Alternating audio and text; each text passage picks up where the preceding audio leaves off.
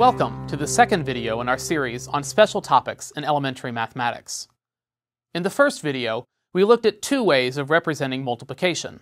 Such representations may be called models of multiplication.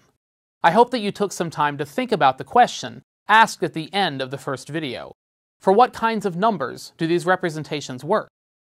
If you did, then you probably realized that those representations depended on multiplying whole numbers. We started with a whole number of apples in a pile or a column or a row, and then took a whole number of piles or columns or rows. In the rectangular array model, we lined up the apples in columns next to each other. In the end-to-end model, we placed rows of apples end-to-end to form one long row. Both of these methods represent multiplication in what might be described as repeated addition. But multiplication is not simply repeated addition. It only looks that way in these examples because we were using whole numbers. In this session, we'll think about how to represent a product of positive numbers. The models we saw in the first lesson might break down if we talk about square roots, for example. We recognize that the square root of 2 times the square root of 2 equals 2, but what does this statement really mean? There's certainly no good way to make sense of it in terms of apples. This leads to your next question. How can we represent the product square root of 2 times the square root of 2? Take a few minutes and post your response to this question in the online discussion forum. Now let's pause for a bit of historical perspective. In ancient Greek mathematics, such as Euclid's Elements, multiplication was often treated as the creation of area. Keep in mind that our modern notation hadn't been developed yet, so it was important to find suitable ways to represent operations. For example, in a right triangle with side lengths A, B, and C, where C is the length of the longest side, the hypotenuse, the Pythagorean theorem says that a squared plus b squared equals c squared. We often interpret this as a statement about numbers. The square of the hypotenuse equals the sum of the squares of the other two sides. But when Euclid wanted to show that this equality was true, he didn't use numbers. He used areas.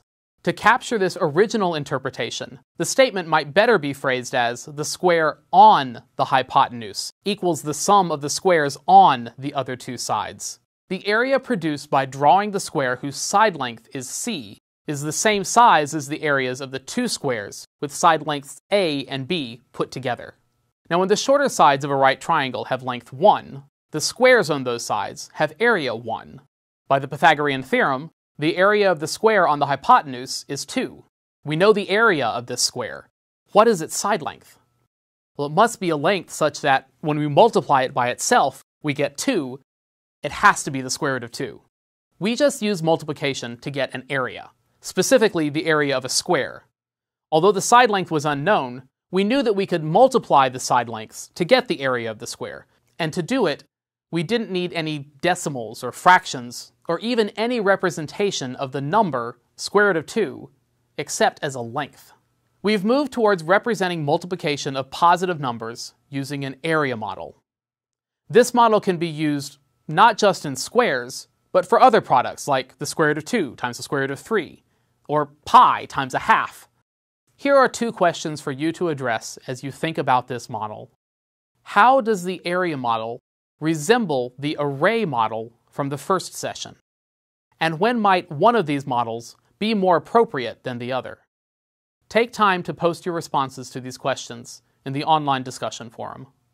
Once you have completed your forum post for this lesson, please reply to the post of at least one other person in the discussion forum.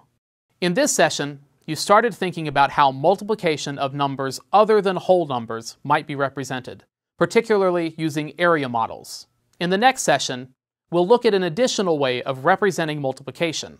In preparation for that lesson, try thinking about the end-to-end model from the first session, and how it might be adapted for products of numbers other than whole numbers.